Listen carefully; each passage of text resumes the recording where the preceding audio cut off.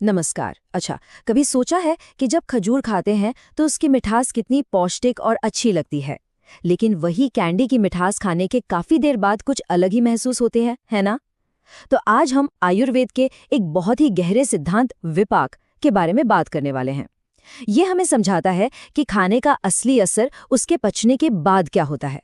मतलब ये सिर्फ स्वाद की बात नहीं है, उससे कहीं ज्यादा गहरी बात है।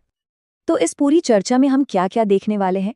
सबसे पहले समझेंगे कि खाने का शुरुआती स्वाद ही सब कुछ क्यों नहीं है।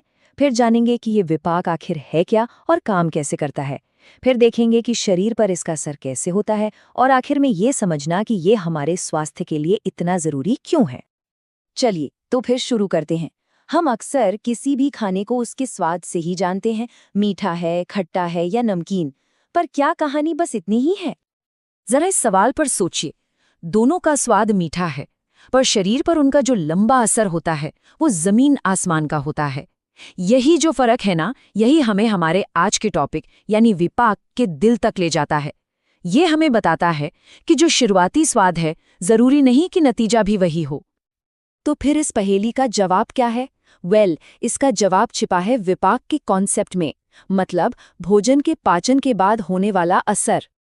अगर बिल्कुल सीधे सरल शब्दों में कहें तो विपाक भोजन का पोस्ट डाइजेस्टिव टेस्ट है। मतलब पाचन के बाद खाना जिस अंतिम रूप में बदलता है और शरीर में अपना काम शुरू करता है, वही विपाक है। तो सबसे जरूरी बात यह है कि विपाक वो स्वाद नहीं है जो हमें जबान पर महसूस होता है। नहीं, ये तो एक पूरी तरह से बदलने वाली प्रक्रिया है जो हमारे पेट और आंतों में होती है, और इसका असली असर पूरे शरीर पर दिखता है। यहाँ देखिए, रस और विपाक का फर्क बिल्कुल साफ हो जाता है। रस यानी जो पहला स्वाद है वो तुरंत जबान पर महसूस होता है, इसका असर बिल्कुल लोकल है। वहीं दूसरी तरफ विपाक, जो कि अंतिम प्रभाव है, वो पाचन के बाद महसूस होता है और इसकी क्रिया पूरी बॉडी में होती है। हम इसे सीधे सीधे नहीं पहचान सकते, बल्कि शरीर पर जो इसका असर होता है उससे इसका अंदाजा लगाते हैं। अब सवाल ये उठता है कि हमारे खाने में तो इतने तरह के स्वाद होते हैं, तो पाचन के बाद ये सब किस चीज में बदल जाते हैं? आयुर्वेद इसका एक बहुत ही दिलचस्प जवाब देता है। आइए देखते हैं कि ये कैसे होता है। तो ये सिद्धांत है त्रिविध विपाकवाद। इसका सीधा सा मतलब है कि भोजन के जो 6 मुख्य स्वाद हैं, वो पाचन की लंबी प्रक्रिया के बाद सिर्फ 3 अंतिम प्रभावों में बदल जाते हैं। ये देखिए, यहाँ ये बात कितनी अच्छी तरह से दिखाई गई है, कैसे 6 अलग अलग स्वाद पाचन के बाद सिर्फ 3 रास्तों पर निकल पड़ते हैं। ये सच में प्रकृति की सरलता का एक बेहतरीन उदाहरण है। पहला बदलाव देखिए, जिन चीजों का स्वाद मीठा या नमकीन होता है, पाचन के बाद उनका अंतिम प्रभाव मधुर यानी मीठा ही होता है।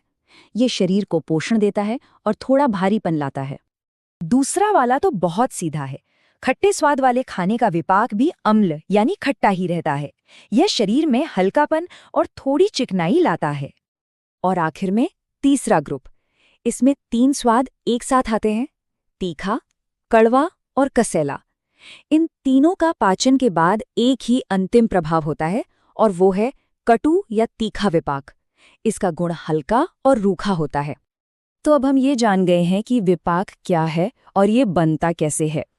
तो अब समझते हैं कि ये अंतिम प्रभाव असल में हमारे शरीर के अंदर करते क्या हैं। ये एक लाइन विपाकः कर्मनिष्ठया सब कुछ कह देती है। मतलब हम विपाक को उसके स्वाद से नहीं, बल्कि शरीर पर होने वाले उसके अंतिम काम से जानते हैं। यह सिर्फ थ्योरी नहीं है, ये एक प्रैक्टिकल नतीजा है। यह सबसे काम की बात है। देखिए, हर विपाक का शरीर के दोषों यानी वात, पित्त और कफ